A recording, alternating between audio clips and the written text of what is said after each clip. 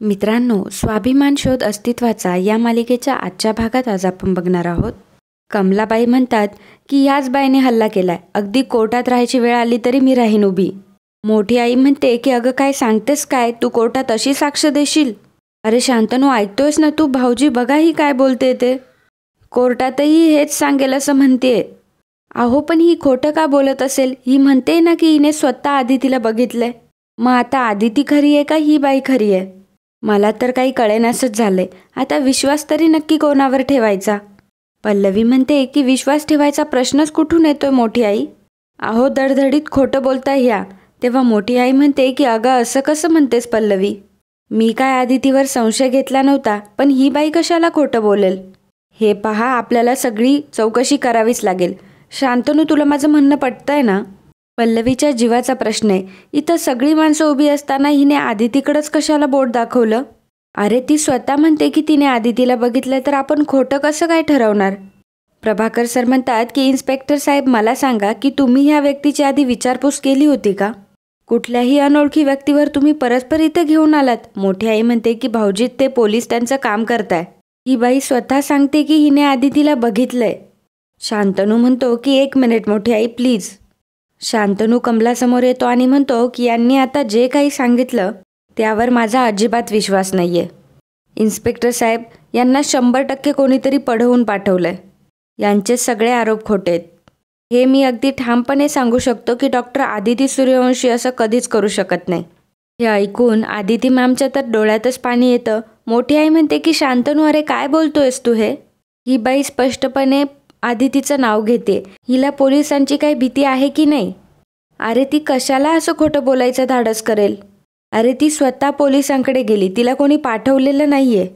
अरे आदितीने हे केलंही नसेल, पण त्यांच्या पद्धतीने पोलिसांना एकदा चौकशी करू देत ना. शांतनू म्हणतो की काही गरज नाहीये त्याची. कसले तपास आणि कसली चौकशी? ज्या व्यक्तीबद्दल आपल्याला काहीतरी तक्रार असते, जिच्यावर संशय असतो, त्याचीच आपण चौकशी करतो आणि ते असं कधीच करू शकत नाही. डॉक्टर आदिती सूर्यवंशींवर माझा अजिबात संशय नाही आहे.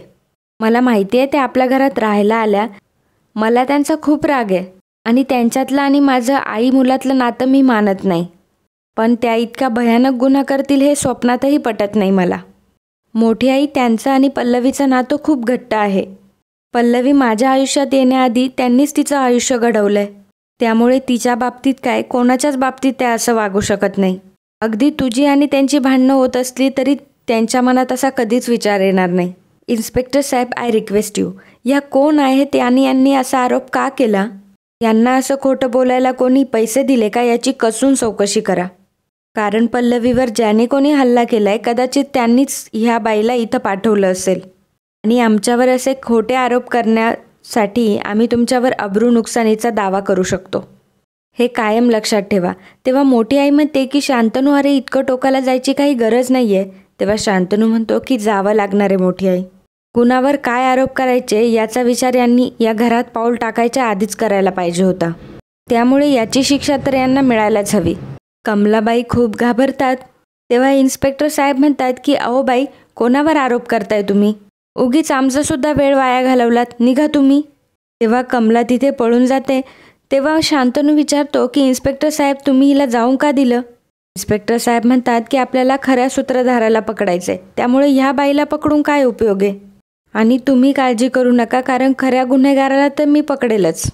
तुम्हाला इथे जो काही त्रास झाला त्यासाठी आय एम सॉरी, असं म्हणून पोलीस तिथून निघून जातात.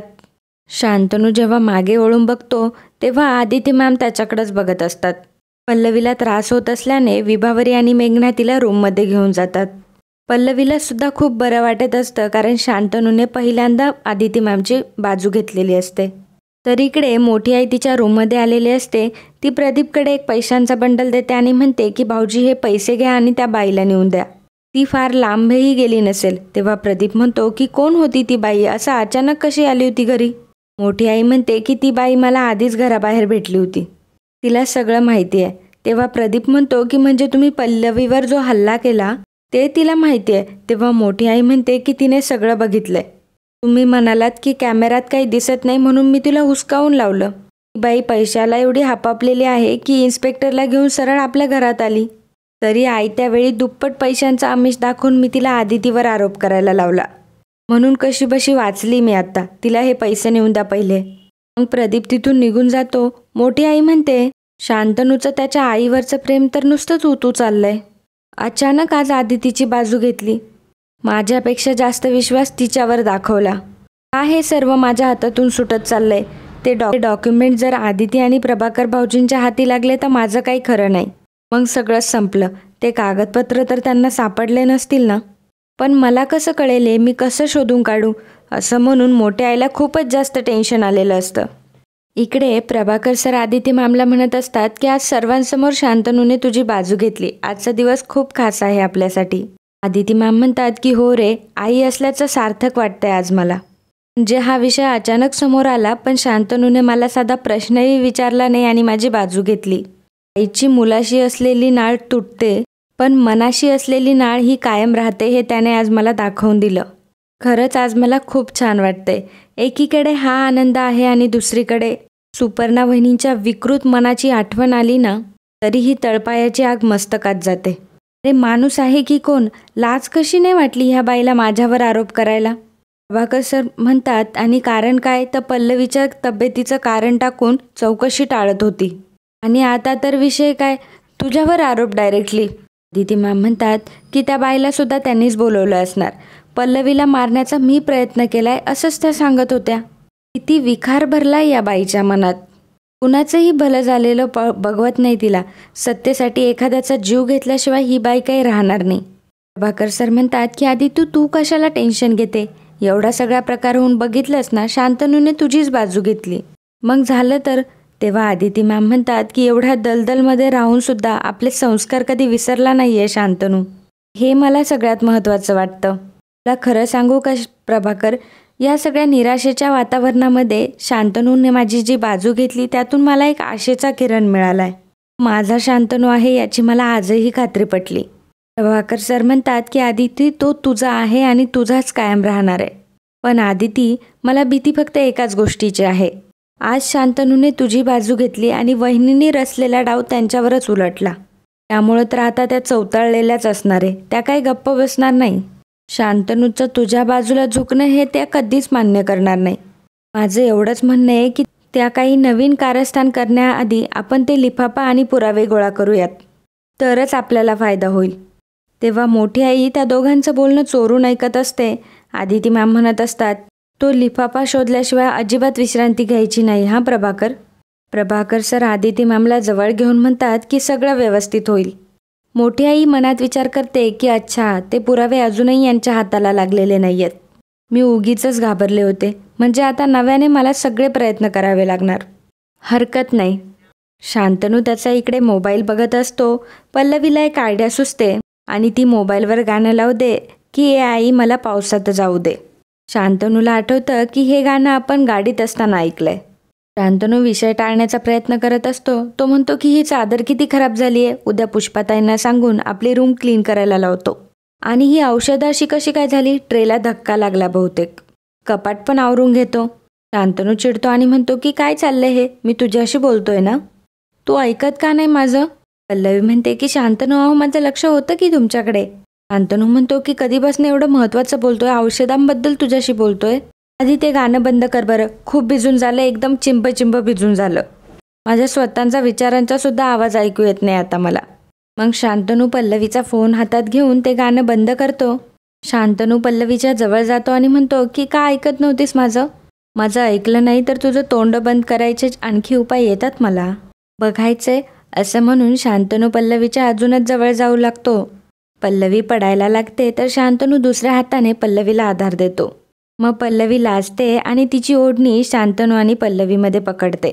आणि मग शांतनू पल्लवीच्या अधिक जवळ जाऊन तिच्या कपाळावर किस करतो. शांतनू खाली झोपून ओठावर हात ठेवून पल्लवीला इशारा करत असतो. पल्लवी म्हणते की अहो शांतनू, काय हे? दार उघडे, कोणीतरी येईल. शांतनू म्हणतो की मग दार बंद करू का? पल्लवी म्हणते की तुम्ही उठा बरं आधी. तुम्ही पटकन उठा आणि माझ्यासाठी काहीतरी खायला घेऊन या, मला खूप भूक लागली आहे. शांतनू म्हणतो की सगळं नंतर, आणि ओठावर बोट ठेवून आधी हे असं म्हणत असतो. पल्लवी म्हणते की हे बरं आहे तुमचं शांतनू. मी तर आधी म्हणत होता की हुकुम मेरे आका म्हणून, आणि आता मला भूक लागली आहे तर तुम्ही मला देत नाही आहेत आणून. शांतनू म्हणतो की सगळं लक्षात आहे माझ्या, आधी मी सांगितलेली डिमांड पूर्ण कर. हे बघ, मी डोळे मिटतो, 3 पर्यंत मोजतो.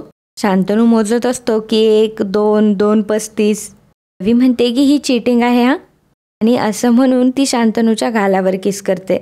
शांतनू म्हणतो की पल्लवी ही चिटिंग आहे, मी तुला तिथे सांगितलं होतं का? पल्लवी म्हणते की शांतनू हे बघा, तुम्ही पण हट्टीपणा करताय, मला खरंच खूप भूक लागली आहे. तेव्हा शांतनू काय ऐकायलाच तयार नसतो. पल्लवी बहाणा करते आणि म्हणते की बाबा काय हो, आणि मग शांतनू अचानक बाजूला होतो आणि म्हणतो की बाबा मी काहीच केलं नाही आहे. शांतनू मागे वळून बघतो तर कोणीच नसतं. पल्लवी म्हणते की मला फ्रूट्स हवेत. तेव्हा शांतनू म्हणतो की हो, फळच आणायला चाललोय, आणि असं म्हणून शांतनू कसा बसा रूमच्या बाहेर पडतो. पल्लवी मात्र एकटीच खूप हसत असते, मनात विचार करत असते, शांतनू, माझं प्रेम जसं मला परत मिळालं तसं आईंनाही त्यांचा मुलगा परत मिळावा असं वाटतंय. आज तुम्ही तुमच्या आईची बाजू घेतली, त्यांच्या जवळ जाण्याच्या दृष्टीने तुम्ही स्वतः एक पाऊल पुढे आलात. त्याचा अतिशय आनंद झालाय मला. आता लवकरच तुमचं मायलेकांचं नातं पुन्हा जवळ येईल आणि लवकरच सगळं सुरळीत चालू होईल. शांतनू किचनमध्ये पल्लवीसाठी फ्रूट्स कापत असतो, तेवढ्यात मोठी आई तिथे येते. मोठी आई विचारते की शांतनू, अरे काय करतोयस तू हे? तेव्हा शांतनू म्हणतो पल्लवीसाठी सफरचंद कापतोय. तेव्हा मोठी आई म्हणते की अरे मला सांगायचं ना, मी केलं असतं. शांतनू, पल्लवी जशी तुझी लाडकी बायको आहे ना, तशी माझी लाडकी सूनसुद्धा आहे. अरे माझा जीव आहे तिच्यावर. तेव्हा शांतनू म्हणतो की हो मोठी आई, पण मी आता करतोय ना.